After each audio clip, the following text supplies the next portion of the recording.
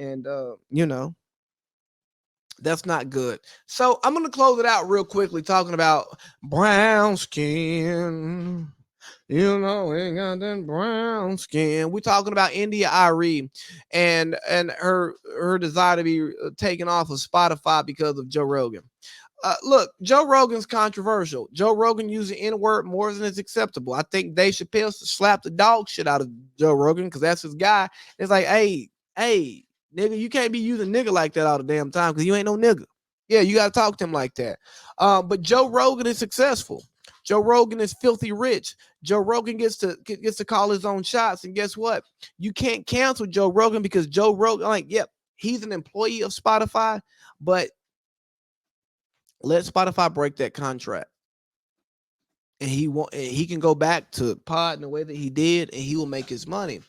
But the point is, if India Irie wants to stand up against Spotify and say that, hey, you're underpaying your artists, you're overpaying your podcasters, take my music down, have at it. That's your choice. But here's what I tell you, and it's similar to the conversation I had with Parlay Pete about the NFL. As much as I want to see change in the NFL, as much as I want to see change in these different industries, guess what? You can't tell these people how to run their business. And if they want to execute their business with the model that says fuck you, they are well within their rights to do that. And you can go elsewhere. Screw you guys, I'm going home. Okay, that's it. Screw you guys, I'm going home. So you can go home. You can go home, but if not enough people are going home, the party is still going to be jumping.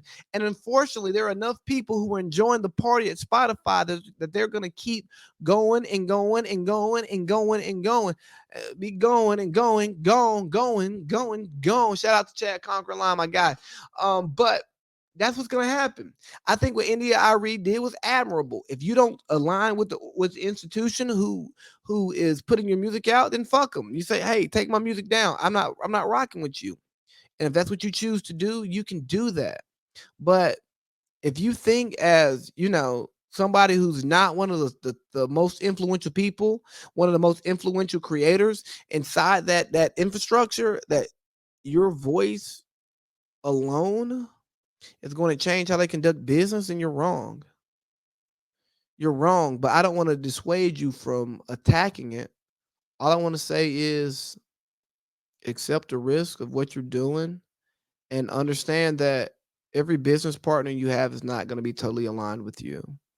They're not going to have your same values. So anytime you do business with somebody, you have to accept what their values are and, not accept them as yours, but accept them as values that you're willing to deal with. And if you can't do that, then you should move on and you should do business elsewhere. But if not, it is what it is. Life is all about compromise. But hey, man.